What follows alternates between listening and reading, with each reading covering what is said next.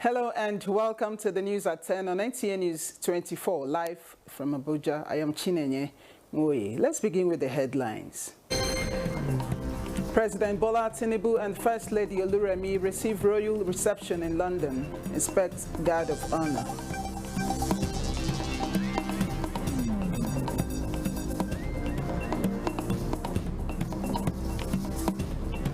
Vice President Kashim Shettima visits victims of Maiduguri bomb blast, assures Nigerians of government's determination to tackle insecurity. Rest assured that no matter how long the night is, it must give way to the light of the dawn. We are eternal optimists who will work harder than ever before to see that world peace is restored. Sultan of Sokoto declares Friday, March 2026 as first day of Shawwal 1447 after Hijrah, marking Eid al-Fitr.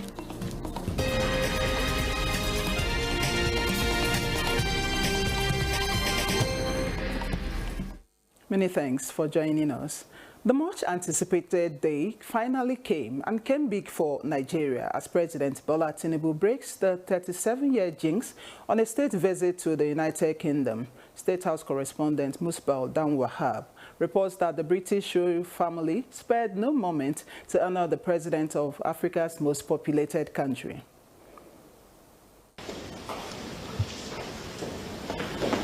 Your Excellency, Mr. President, and the First Lady of the Republic of Nigeria, I have the honor to respectfully introduce the Prince and Princess of Wales here on behalf of His Majesty the King. Another historic day in the Nigeria-United Kingdom relations began with a visit by the Prince and Princess of Wales to President Bola Tinubu and First Lady Oluremi at their Windsor Hotel. They were the emissaries of the King, inviting the special guest for a big show. But then, at a distance away on Datchet Road, King Charles III and Queen Camilla waited to receive their guest for the ceremonial welcome. And the president of the largest black nation and his wife arrived for the highest British honors. None of the traditional honors was spared. Nigeria, we hail thee, composed by Britain and adopted at independence, played out in Britain again. The King's Troop Royal Horse Artillery at the Home Park in Windsor and at the Tower of London each fired 21 gun salutes and simultaneously.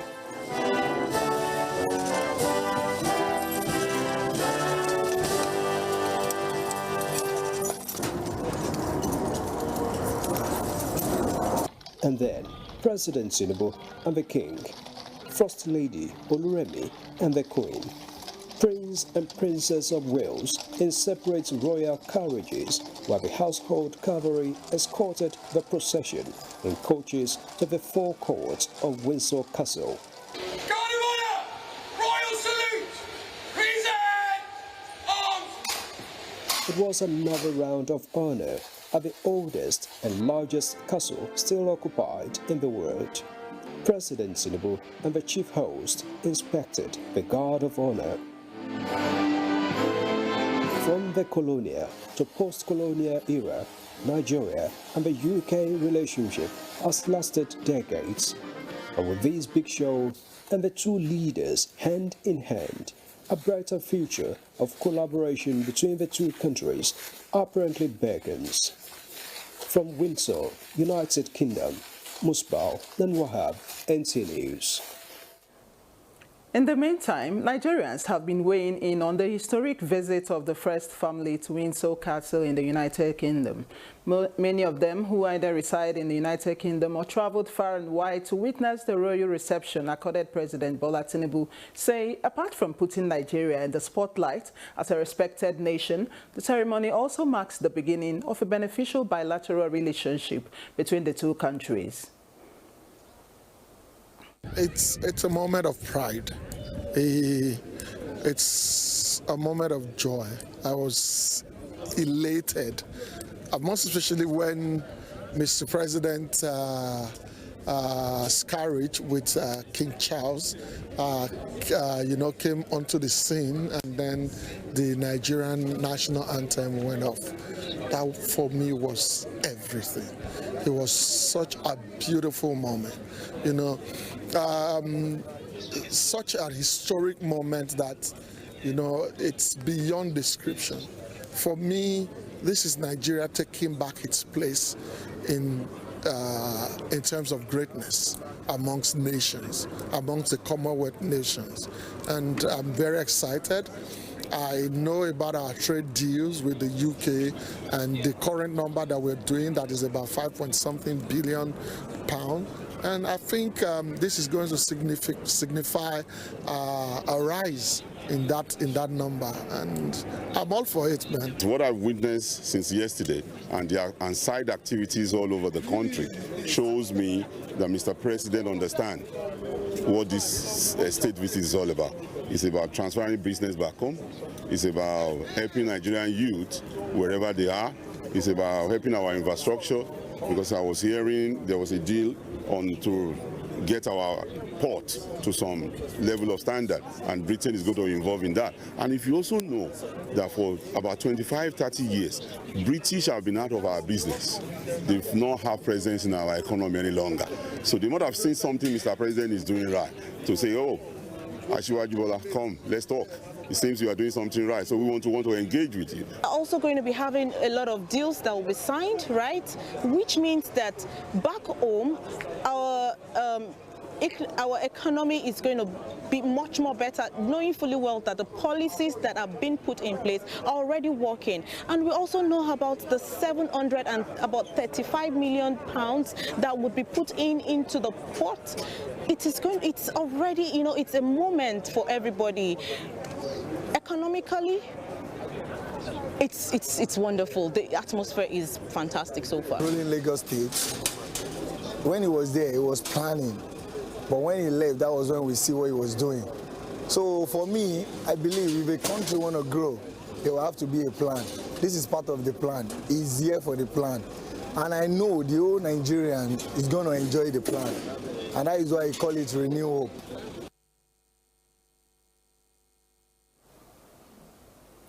The federal government is advancing plans to establish a Coventry University campus in Nigeria through a transnational education partnership aimed at expanding access to globally recognized degrees. Minister of Education Dr. Olatunji Alausa, currently in the United Kingdom, accompanying President Bola Tinubu, is engaging with UK university leadership, key investors and development partners to drive the initiative forward. The proposed campus, to be located in Aloro City, Lagos State, will offer bachelor's and master's degree programs in science, technology, engineering, mathematics and medicine, business, technical and vocational education and training.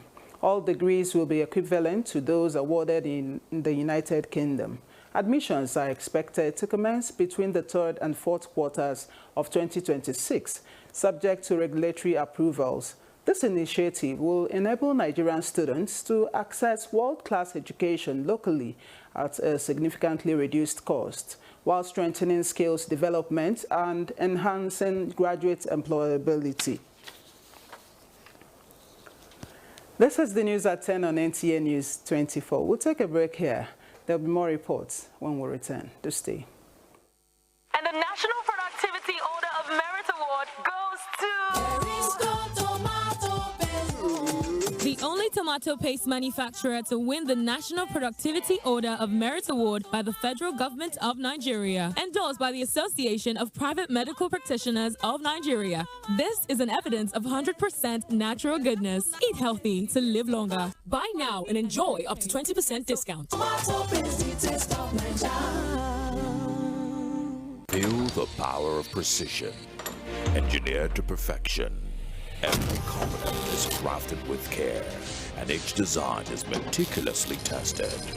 From concept to creation, our engineers push the boundaries of technology, seamlessly blending performance and sustainability with a deep commitment to African ingenuity.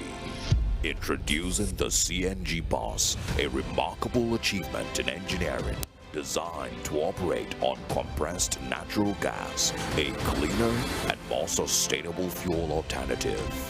At Innocent Vehicles, we proudly lead the way in creating greener mobility across Africa. And it doesn't stop there.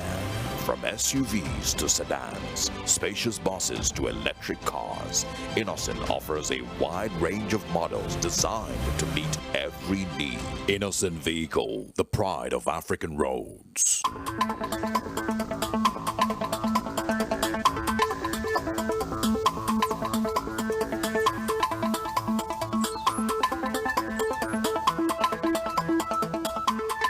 This is NTA News 24. Many thanks for staying on. The federal government has assured Nigerians that their lives and property will be adequately protected as efforts are on to tackle the security challenges. Vice President Kashim Shettima gave the assurance in Maiduguri when he paid a sympathy visit to survivors of the recent bomb blast at the University of Maiduguri Teaching Hospital, Borno. State House correspondent Abdurrahman Jibrila reports. Vice President Kashim Shettima arrives at the Nigerian Air Force Base in Maiduguri to sympathize with victims of Monday evening triple bomb blast in 3 different locations within Maiduguri metropolitan area. He proceeded to Muhammadu Buhari Trauma Center of the University of Maiduguri Teaching Hospital, accompanied by the Borno State Deputy Governor Umar Usman Kadafur, Director General National Emergency Management Agency Zubaida Umar, sympathizing with the survivors of the recent bomb blast in Maiduguri Popular Monday Market, Post Office Roundabout, and the University of Maiduguri Teaching Hospital Gate on Monday evening, giving his assurance of government renewed efforts of ending insecurity across the country. Until full peace and sanity is restored in Borno, the Northeast, and the nation as a whole. It's a tragedy because no religion sanctions the killings of the innocent. But these demented monsters called Boko Haram, I don't even consider them as members of the human race. But be rest assured that no matter how long the night is, it must give way to the light of the dawn. We are eternal optimists who will work harder than ever before to see that full peace is restored. And the government, through the National Emergency Management Agency, I'm here with the DJ. She's a mother, she's a housewife, and she has abandoned her home to be with us here to render succor and support. The Northeast Development Commission is also on board, and of course, the chairman of SEMA, the energetic deputy governor, is also here with us. We render support and succor to the bereaved families and to the sick and wounded. We have that moral obligation to support them. And tomorrow, NEMA, in conjunction with other partners, will swing into action and render support to the bereaved families as well as to the injured ones. I want to thank the media for your support. Thank you very much. The chief medical director of the hospital, who received the vice president, explained that the hospital received 102 victims after the triple blast and 26 died. From Maiduguri, Abraham Jibrila, NTA News. The debate over state policing is once again at the forefront of Nigeria's security discourse, with growing concerns over insecurity and increasing pressure on federal forces. President Bola Tinubu has signaled support for decentralized policing. As discussions intensify nationwide, stakeholders are weighing the benefits and risks of placing policing powers closer to the states. Francis from reports. We will establish state police to combat the insecurity. The call for state policing has gained renewed momentum amid persistent security challenges across Nigeria. Currently, the Nigeria Police Force operates a centrally controlled institution. Although governors are regarded as chief security officers of their states, they do not exercise direct operational control over police commands. President Bola Tinubu has publicly acknowledged the growing demand for state policing, noting that Nigeria must explore innovative and practical approaches to strengthen internal security and support law enforcement across the country. In response to the national conversation, the Inspector General of Police, Olatunji Disu, has constituted a committee within the Nigeria Police Force to examine the operational and legal implications of introducing state policing. The committee is expected to review existing police models within and outside Nigeria, assess community security needs and emerging risks amongst the country, propose an operational framework for the establishment and coordination of state police structures. Supporters argue that Nigeria's centralized policing system is overstretched and that local security challenges require local solutions. They believe state policing could improve intelligence gathering, speed up response to threats, and strengthen community trust. If you go to other countries, you will see they have even local government police, state police, and the federal police, and they work hand in hand. I am sure that local policing will bring about tailored strategies that would address the peculiarity of our challenges. Existing regional security outfits such as Amotekun in the southwest and Ebubeagu in the southeast are often cited as examples of subnational security initiatives created to complement federal agencies, though they lack full policing powers. However, critics warn that state police could be vulnerable to political misuse, especially during elections, and stressed the need for strong oversight and constitutional safeguards. The idea of state police is actually something that one doesn't need to rush into. It has to be treated very carefully and cautiously. But for me, I'm in for anything that solves our current security challenge. But they should put a clause in such a way that if that state police come to existence, the governors cannot directly give instruction to the state police. The police is an independent body, so people should not fear that, no, if they have state police, they will go. No, the meaning of state police, they have a law. A commissioner of police in a state can tell governor, can advise governor, no, what you are trying to do is wrong. Legal and security experts also note that establishing state police would require constitutional amendments, clear funding structures, and strict operational guidelines to ensure coordination with federal authorities. Francis from NTA News. The Chief of Defense Staff, General Lufemi Olede, and the Chief of Army Staff, Lieutenant General Waidi Shaibu, on Wednesday, 18 March 2026, arrived Maiduguri on an operational assessment to the Headquarters Theater Command Joint Task Force Operation Hadinkai after recent suicide bomb incidents in the Maiduguri Metropolitan Council. Addressing officers and troops at the main Milari cantonment, the CDS commended the troops for their resilience and sustained operational pressure against terrorist elements across the theater. He charged personnel to remain fully committed and resolute in the execution of their duties and directed commanders to intensify offensive operations against terrorist elements, strengthen intelligence architecture, and adopt innovative and proactive strategies to dominate the battle space. General Olede assured troops of sustained strategic support from Defense Headquarters.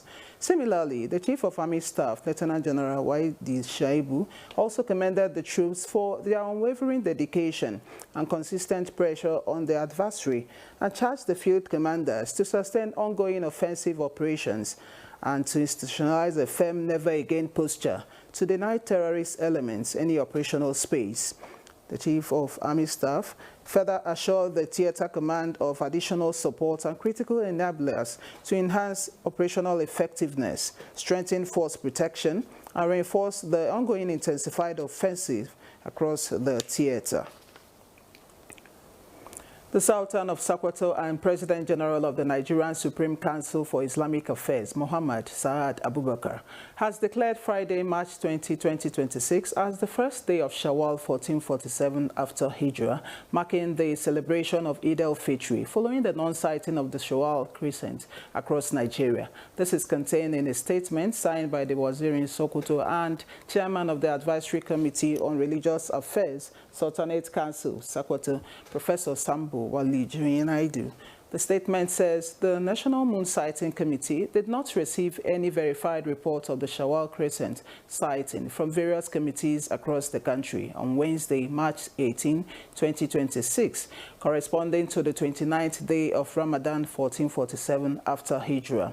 Consequently, Thursday, March 19, 2026 is declared as the 30th day of Ramadan, in line with the Islamic tradition, which stipulates completing 30 days when the new moon is not sighted. It explained that the Sultan of Sokoto and President General of the Nigerian Supreme Council for Islamic Affairs, Muhammad Saad Abubakar, has approved the recommendation and accordingly proclaimed Friday, March 20, 2026 as the first day of Shawwal 1447 after Hijrah, signifying the day of Eid al-Fitr. The Sultan extended his felicitations to the Muslim Ummah in Nigeria and across the world, urging continued prayers for peace, unity, and development, while also praying that Allah accepts the acts of worship performed during the holy month of Ramadan. The Nigerian Railway Corporation has announced special train service arrangements to ease passenger movement during the forthcoming Eid al-Fitr celebrations. In a statement signed by its Chief Public Relations Officer, Callistus Unyimadu, the corporation said additional trips and increased capacity have been deployed across major corridors to meet the expected surge in travel demand. On the Lagos-Ibadan corridor, 3 special trips will operate on Thursday, March 19, from both Ebute Metta and Moniya stations, after which services will return to the regular timetable. Similarly, on the Abuja-Kaduna route, 2 trips are scheduled for Thursday, while 3 daily trips will run from Friday through Monday to provide more travel options during the festive period. The corporation also announced a special partnership with the Osun State government to run the Imole train service from Lagos to Osogbo, offering free transportation as part of the Salah celebrations. The NRC has assured passengers of safe and efficient services and advised travelers to plan ahead, arrive early, and comply with all security and ticketing procedures. The corporation also extends warm Eid al-Fitr greetings to the Muslim faithful across the country. Number 1.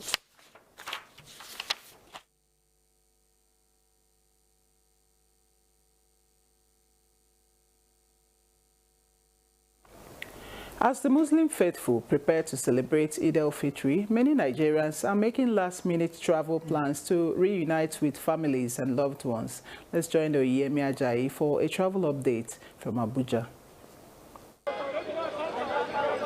Jabi Motor Park, one of the busiest transit points in the Federal Capital Territory. During festive periods like this, the terminal is usually filled with travelers rushing to catch a ride home. But this year, the story appears different. The turnout of passengers is lower than expected, a situation many attribute to the rising cost of transportation. Sule Abednego, headed for Kwara State, says he has been waiting for more than 7 hours for the bus to fill up. He blames the delay on high fares, which he says many travelers can no longer afford. We have only 4 passengers. Oh, yes. Maybe some passengers that came and left. Yes, some came and left because of the transport. The distance is approximately like 12 hours. And now, the way things are going on, and if we can start now, we may not meet up with the target. It will fall into night, that is it. Last year, it was 15,000 I traveled from here. George Olanrewaju, a passenger as well, says he may have to cancel the trip if the bus fails to get enough passengers. With only 3 people in the vehicle, meant for 12, he says the journey may not be worth the costs. For me, it's due to the increase of the fuel price. It's fair because the last time I traveled, it was 8,000 naira, and today we are paying 9,000 naira. We are not seeing people turning out to travel. People are not yet coming, but we don't know tomorrow. Maybe they will come up. But for now, you can see how our motor park dry because of the increase of the fuel. The situation is similar at other transport hubs visited, including the Sunny Abuja terminus, where passengers also complained sharp increase in fares. For instance, a trip from Abuja to Kwara now costs about 35,000 naira, up from 20,000 last year. Abuja to Lagos has risen to 35,000 naira as well, while some eastern routes now cost 50,000 naira upwards. Oyeyemi Ajayi, NTA News. This is the news at 10 on NTA News 24. Let's take another look at our major stories. President Bola Tinubu and First Lady Oluremi received royal reception in London. Inspects Guard of Honor.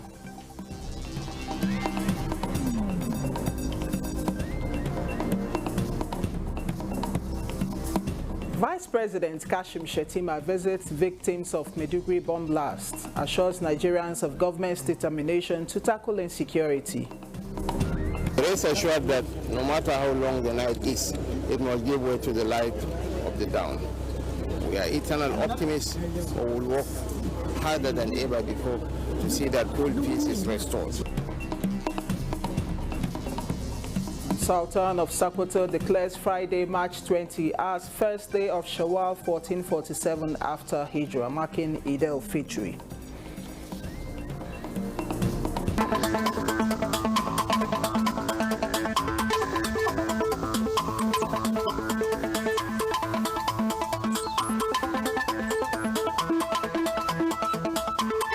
This is NTA News 24. The caretaker National Working Committee of the People's Democratic Party, PDP, says reconciliation of party members is an ongoing thing and cannot in any way prevent the caretaker committee from carrying out the national convention slated for 29th and 30th of March 2026. This was at a media briefing in Abuja. Timothy Yusuf reports that the committee has also opened the doors for reconciliation with aggrieved members. Conduct and processes are leading to this convention. Caretaker National Publicity Secretary of PDP, Chungudo Haruna Mohammed, briefed on the lone agenda interaction with the media. He noted that the caretaker committee had already informed the representative of the Tanimu Turaki group who attended their last NEC meeting that whatever their written proposals may be towards reconciliation, two things remain sacrosanct: the existence of the caretaker committee and the conduct of the scheduled national convention. There is nowhere that any agreement or any discussions was reached or agreed upon that there will be a harmonization of a certain group of people that will take over as a caretaker committee. No. It is not, and it has never been, and it will not be. The Independent National Electoral Commission, INEC, it is closed, had been notified about the PDP National Convention long ago, and in line with the notice, they have already supervised and monitored all ward, local government and state congresses, and that the National Convention will not be an exception. The PDP National Caretaker Working Committee has already lined up activities in the build-up to the National Convention. Timothy Yusuf, NTA News.